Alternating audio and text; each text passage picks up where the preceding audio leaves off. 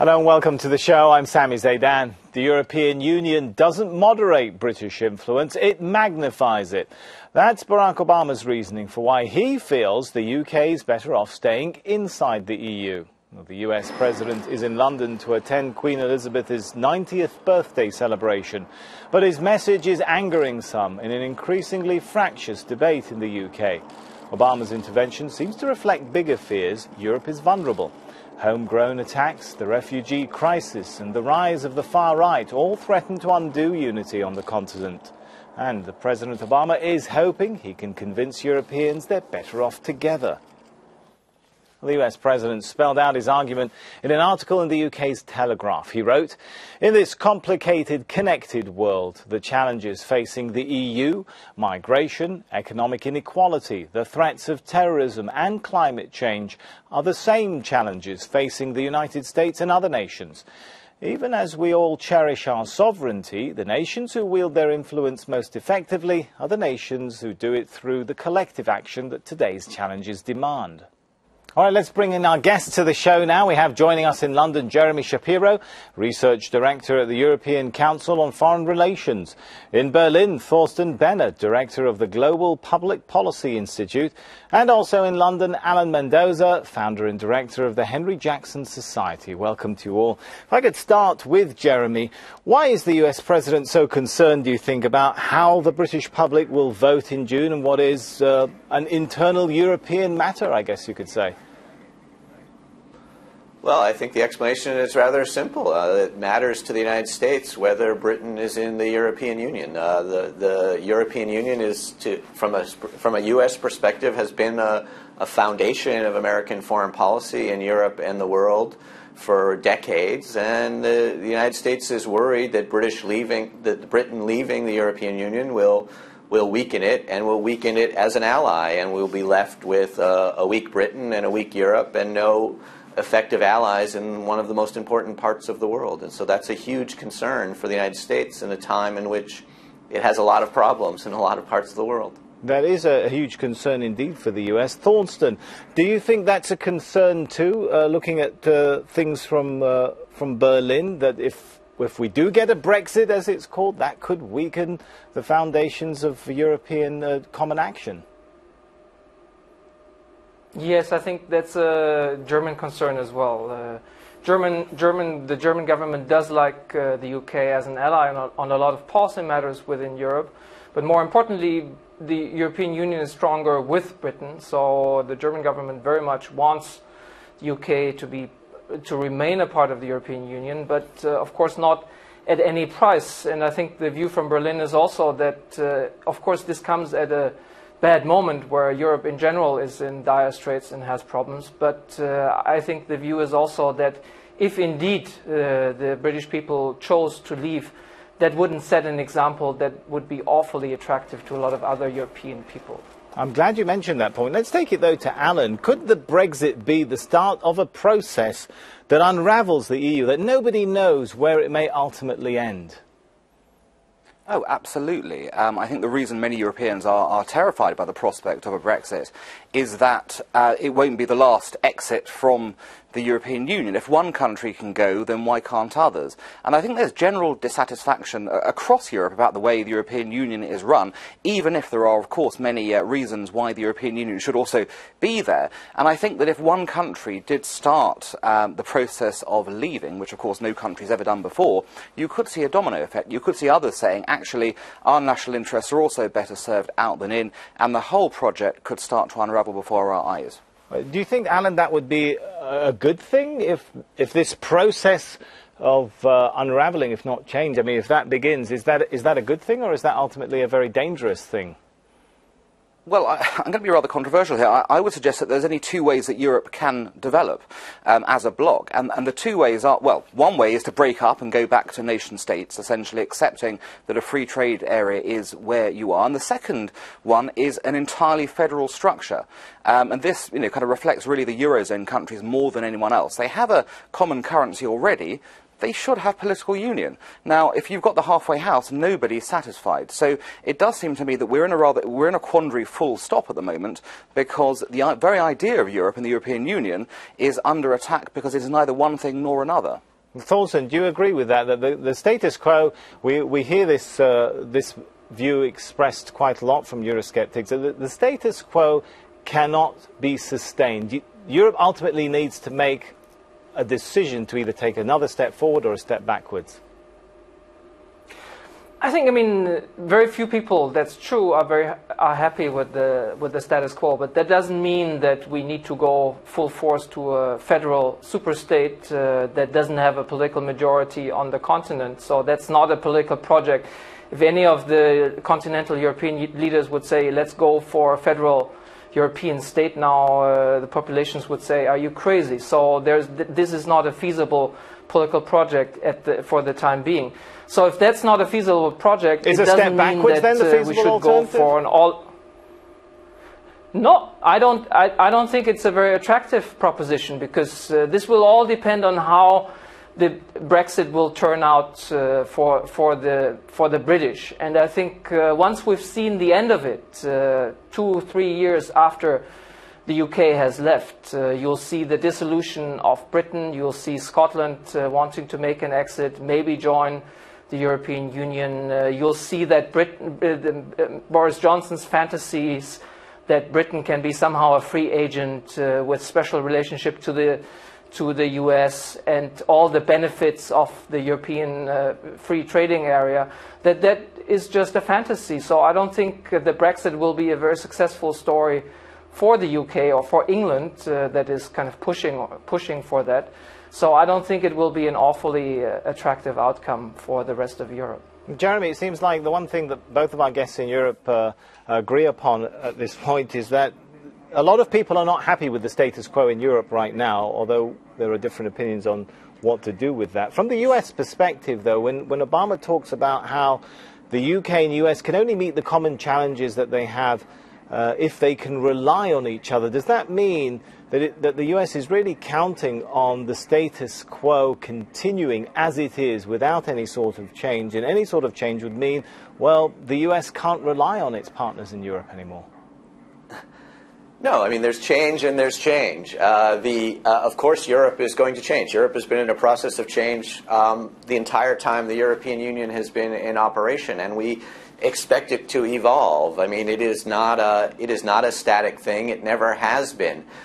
And I can well understand why people are dissatisfied with the status quo in the European construction. People, by the way, are satisfied with the status quo in the American construction, and we're seeing that play out in the presidential election. The question is, what do you do about it? And from a U.S. perspective, the idea of blowing up the entire project that has been actually, by and large, a success, on net, a success for the last several decades, is a crazy idea given some sort of dissatisfaction with the status quo.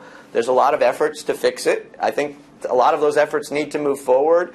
There can't be a federal state, so we're always, as Thorsten says, so they're always going to be muddling through. So what does a fix-it look like, what the United States doesn't want to see is a radical revision of the status quo, which will hamper Europe's and Britain's ability to act as their partner. Sorry, Jeremy, so what does a fix-it, when you said there the US wants to see the situation fixed, what does a fix-it scenario look like that's acceptable perhaps to the US perspective?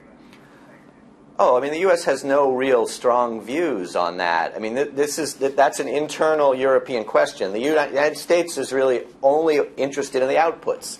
And the output it wants is a Europe which is an effective partner. And that can be in any number of configurations. That can be as a group of member states that work together. That can be as one more federal union if they want. That is completely up to Europe. What we want is an effective partner. What we've noticed is that the European Union has made the states of Europe a more effective partner, and we'd like it to continue in that way. Well, in the 70 years since its inception, the European Union has become America's largest trading partner, which is one of the reasons Obama's concerned about the EU's stability.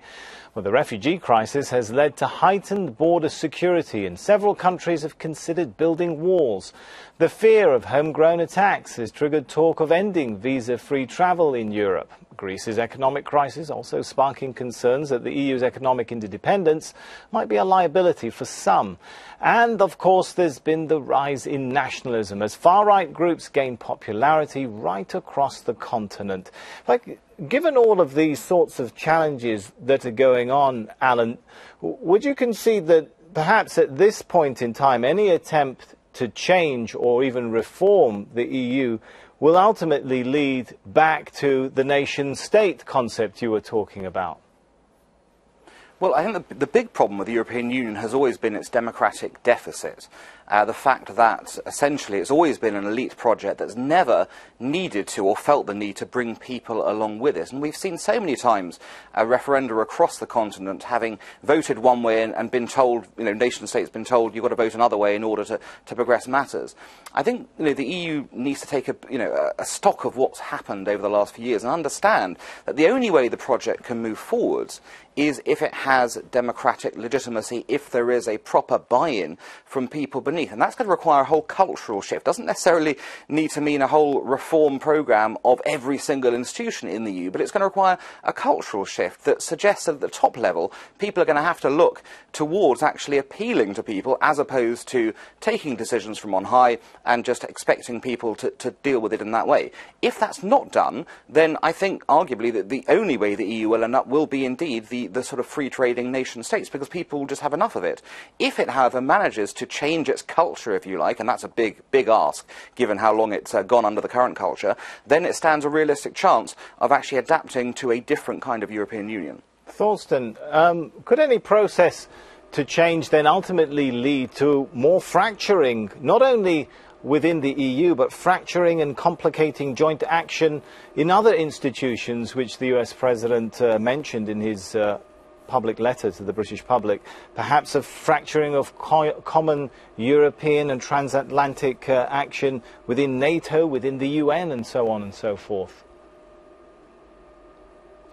I mean, there's not that much common European action in all these institutions already, and what you've been seeing over the past years is actually a very close coordination of the US with Berlin, with Germany as the new kind of special relationship for want of a better alternative in Europe. The importance of the UK has already been diminished. But that being said, I think there's lots of proposals out there on the table, as Jeremy Shapiro said, on how to fix current problems. And I think if we agree that the Europe of the future will be a lot more flexible, like we already now have a situation where the UK is not within the Schengen common passport-free travel area, and it's outside the Eurozone. And if we at the same time fix the governance problems of the Eurozone and address some of the problems of the Schengen passport-free trade area, passport-free travel zone, by having secured external borders, a common asylum system, I think people will also see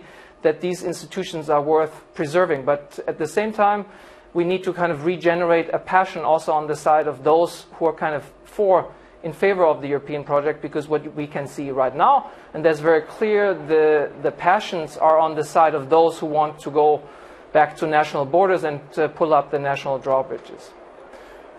Those passions, Jeremy, from the US perspective, is there a worry that ultimately what we could be talking about is a change not only in the alliance or the type of relationship between the US and Europe, but ultimately a change in the global balance of power is at stake here? Perhaps. Look, I mean, the United States will adapt whatever happens, and we will have a relationship with Europe. We will have a relationship even with the United Kingdom. And frankly, from a U.S. perspective, I mean, I well understand why the president wants to sort of draw out the worst possible implications. And, we don't want to stir that stuff up. All of those things are possibilities. But the bigger effects, frankly, are on the United Kingdom and on Europe. I think that what the president was trying to tell the United Kingdom is, look, we have to deal with the world as it is. And that means that there are other powers out there, there are other forces out there which are making our lives more difficult. We think it's important to work together with you. If you don't want to do that, okay, but do understand that means that you're not going to be able to do the things that you like to do right now. You are going to be a bit of a geopolitical irrelevance, and the United States is not going to be someone that you can rely on to create influence for you if you take this path. Alan, how much concern do you think there is in Europe on that theme, that Europe may be facing the rising challenge of Russia, for example, a resurgent Russia, with a lot less influence if it doesn't keep the sort of level of relationship which it has with the United States? Well, that's certainly true, but we have to remember Europe's already flunking this challenge already in its current form, and this is the big problem. The real reason why Europe is a declining force in the world is because it's a sclerotic set of economies which haven't taken the necessary reforms to compete in the modern world. It's got no political will at all to actually act independently and to really create a stake in the world in support of its values. It won't spend money in terms of defence. And if we talk about the partnership with the USA, for the last 20 years, the Americans have been fuming at the sidelines as the Europeans have cut defence budgets year on year on year, meaning they can't burden share with the USA. And the easiest way to restore the balance with America, very simply, is for Europeans to spend more money on defence. But with the exception of Britain and one or two others, they simply won't do it. And until they understand that point, you're going to have to accept that the USA will continue to see Europe as a declining force, because it will not put money into military muscle that will require, if you like, the preservation of the international order. That's what America is still committed to. The Europeans have checked out a long time ago, and if they don't restore that will and desire to lead, then you will see no resurgence of European power on the global stage. Well, hang on, Alan. Will the sort of democratic process that you're calling for within European institutions mean that Europeans will actually choose to share more of that sort of burden and responsibility? Well, that's a choice. That's a choice Europeans will have to make. But they have to be aware that if they choose not to do so, they will increasingly be considered a minor and irrelevant part of the global order. Because if you don't have military muscle, hard power, to back up soft power, then you essentially have no power at all. Jeremy, I could see you shaking your head. I think you want to get in there. Yeah. I guess I do, yeah. I mean, I actually agree a lot with what Alan is saying, that this idea that the United States is dissatisfied with what Europe has been doing, by and large, is true. I mean, the point is, though, that it could be a lot worse, that actually it's not one thing or the other. The United States has gotten a lot out of Europe. It would like to get a lot more. So the real question that's before us is, what will Brexit do to that? And it's not just about political will. It is also about capability. And if you think about a Europe that is breaking up, that is returning to nationalism, that is dividing itself into smaller and smaller units, that is not an image, a picture that is likely to improve Europe's capacity or interest in contributing to the types of global public goods that the United States would like to see. So yes, Alan is right. These decisions have to be made. The United States wants a better partner than it has out of Europe. But this is not a step in that direction. This is a step in the opposite direction. And I don't think I think Barack Obama was very clear about that, and I think it's very obvious to American eyes. If we want to move forward with a better partner, we have to move forward together, not breaking up into smaller units. Okay, with a better capable partner, I think, is Jeremy's argument. I can see Thorsten also shaking his head. Let's see where you come down in this, on which side of this discussion. I think what Alan disregards is actually that Europe's record on facing up to Russia hasn't been all that bad. Diplomatically, Germany and its partners have played a huge role in kind of negotiating the Minsk diplomatic settlement. And I think economic sanctions on Russia have proven to be quite effective, quite an effective tool. And just imagine how these economic sanctions would work if Britain, as a major financial center, was outside the European Union. It would be harder to coordinate on those. So I think while it's true that Europe, from the US perspective and also from perspective of a lot of European analysts, should invest more in its own defense, I think, as Jeremy said, having the UK step out of Europe will just weaken European capabilities and will not lead to that development. I can see Alan's shaking his head now, so let me give you a chance to briefly come back in on this. Well, what Torsten is ignoring is the fact that it's the British who are usually, sometimes with the French, sometimes without, the stiffeners of resolve in Europe. He knows full well the divides in German political opinion on the Russia issue. Yes, he's correct that Germany has played a major role in the diplomatic angle, but he also knows there are strong forces in Germany pushing for a deal with Mr. Putin and a removal of those sanctions. He knows it's Britain that is keeping Europe straight and true on this issue. So to suggest that Europe will be, worse off if Britain leaves, no, actually does matter. It means that Europeans need Britain, perhaps more than Britain needs the Europeans, in order to stiffen their resolve. But what does that say about Europe? What a terrible, terrible situation Europe's in. That it requires Britain in order to stiffen its resolve. Thorsten, go ahead. You wanted to say something? No, but I think Alan still has illusions about the infatuation of German elites with Russia. I think that has been quite diminished over the past years, now that we've seen the real face of Mr. Putin. And I think also it's not entirely clear that it's always England or the UK that has the stiff resolve. I mean, just think about the major connections of London as a financial center with Russia and the role that plays. Okay, let's shift talk a little bit, since we are talking about financial centre. Let's talk about money and economy now. Jeremy, one thing we shouldn't forget to talk about is the impact of any Brexit, any fracturing within the EU, the impact that could have on not only the EU's economy or the British economy, but the US economy as well, right? Yeah, absolutely. As you said, the EU is America's biggest trade and investment partner, and an economic problem here is an economic problem in the United States. I think we saw that in the Eurozone crisis, and we will certainly see it moving forward. It's more than that, actually. It's that currently the United States and Europe are engaged in a project to try to create a transatlantic free trade zone that will give them leverage to sort of set the rules for the 21st century in the face of a lot of other challengers. And of course, if Europe is disintegrating, they're not going to be able to do that. I'm glad you mentioned a lot of other challenges there. Coming back to Alan briefly, if I give you a minute. China's economy in 2015 grew 6.9%, whereas I think the Eurozone, at least, it was 1.5% for the same year, and the US 2.4%. You can see the big difference there. Is that not a worrying concern for any talk at this point of trying to tinker with the foundations of the EU? Well, I agree, of course it's a concern, but the issue is Europe is failing as it is, and that's a problem, and it doesn't seem to be able to pull itself out of this decline spiral with its current setup.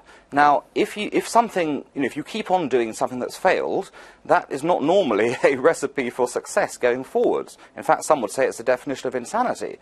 So I think the European Union and European countries individually need to focus very carefully on what it is that in a global trading system like we have in 2016 actually drives successful economies. And it isn't the kind of restrictions that in many European countries we have on how our economies work.